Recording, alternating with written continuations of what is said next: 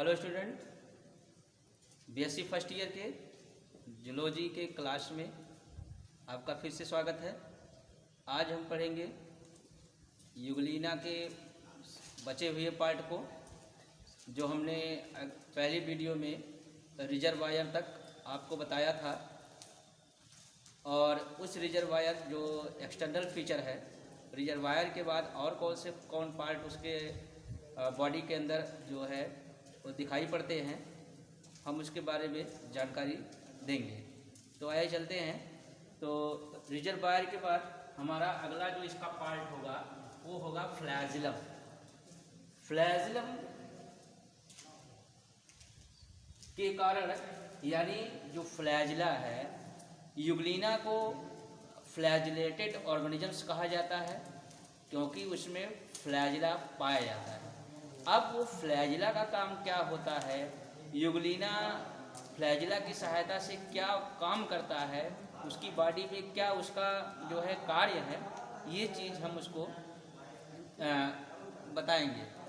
तो वही तो अगला हम जो रिजर्वायर के बाद जो अगला पार्ट होगा इसका वो होगा फ्लैजिलम। फ्लैजिलम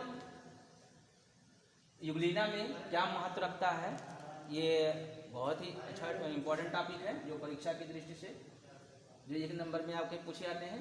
तो फ्लैजिलम के बारे में बताया गया कि जो फ्लैजिलम होता है ये एक लॉन्ग विप लाइक स्ट्रक्चर होता है। कैसा होता है? विप लाइक, यानी जो फ्लैजिलम होता है ये whip like, WHIP, whip like structure होता है। और विप लाइक का मतलब ये होता है कि कोड़े के समान, कोड़ा जो घोड़े को चलते समय उसको मारा जाता है उसी प्रकार होता है, चाबुक जिसको बोलते हैं। तो कोड़े ना लिखकर आप चाबुक जानिए, चाबुक। तो ये विप लाइक, एक लॉन्ग विप लाइक स्ट्रक्चर होता है, चाबुक के समान संरचना होती है, जो present at the anterior end of the body, जो यूग्लिना के अग्रभाग पर स्थित होता है। यानी जो हमने बनाया था इस तरह का रिजर्वायर और यहाँ से हमने इसको एराइज किया था, ये विप लाइक स्ट्रक्चर, ये फ्लैजिलम होता है। फ्लैजिलम एक शार्ट फ्लैजिलम होता है। तो ये विप लाइक फ्लैजिलम कैसा होता है? चाबुक के समान इसकी संरचना होती है, जो यूग्लिना के अग्रभाग पर पाई जाती है। तो अब इसका वर्क क्या होता है? अगर इसकी बॉडी पर ये स्थित है तो यहाँ लिखा है help the movement of organism, यानी फ्लैजिलम की सहायता से ही यूग्लिना एक स्थान से दूसरे स्थान तक गमन कर सकता है। ये फ्लैजिलम का कार्य हो गया।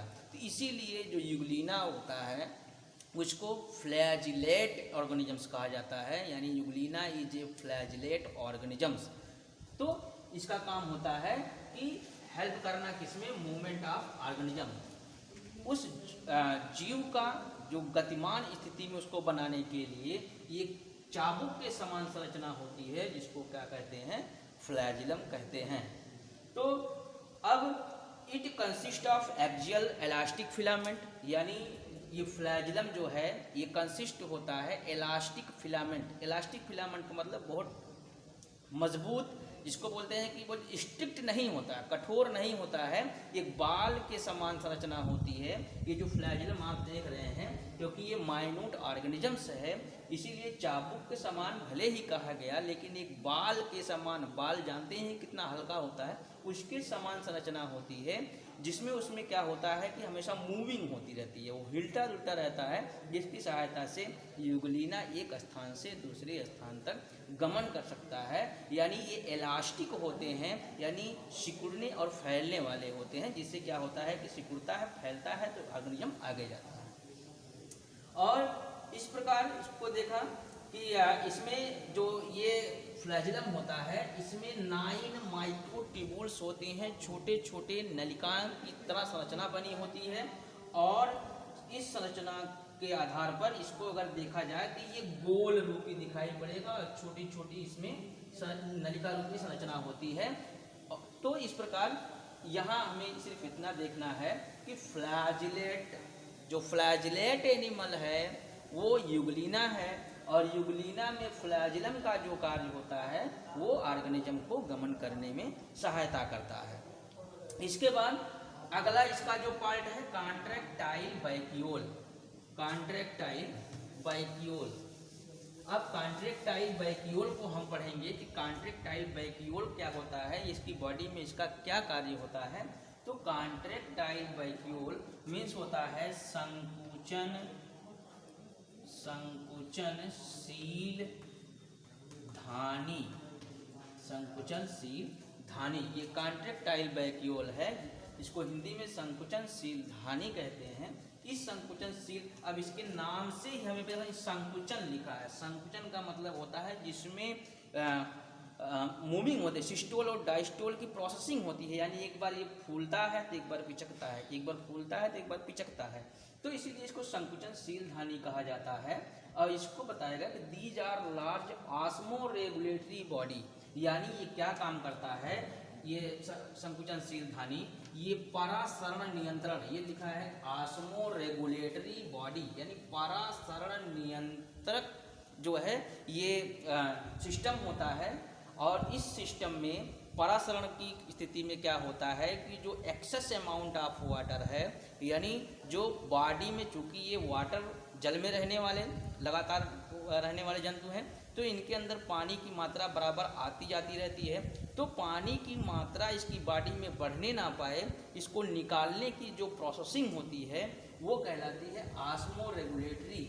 और इस ऑस्मो रेगुलेटरी का जो अंग होता है, यानी जिसमें ये क्रिया संपन्न होती है, उसको कहते हैं कॉन्ट्रैक्टाइल वैक्यूल या संकुचनशील धानी। इसलिए लिखा गया है कि these are large osmoregulatory body, ये एक बड़ी परासरण नियंत्रक स्थिति होती है। कहाँ होती है? नियर द रिजर्वायर, यानी रिजर्वायर के पास एक बड़ी सी संकुचनशील धानी होती है।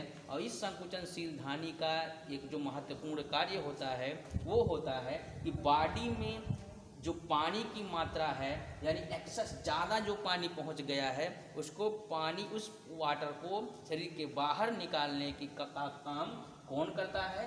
कॉन्ट्रैक्टाइल वैक्यूल या संकुचनशील धानी। तो इसको आप याद रखिए कि the discharge of excess amount of water and some waste product, यानी जब पानी की अधिक मात्रा उसके शरीर से बाहर होती है तो उसके साथ कुछ बेकार के उत्पाद, यानी जो वेस्ट प्रोडक्ट होते हैं वो भी बाहर जाते हैं। और इस बाहर जाने की पानी के और वेस्ट प्रोडक्ट के बाहर जाने की प्रक्रिया को ऑस्मो रेगुलेशन कहा जाता है।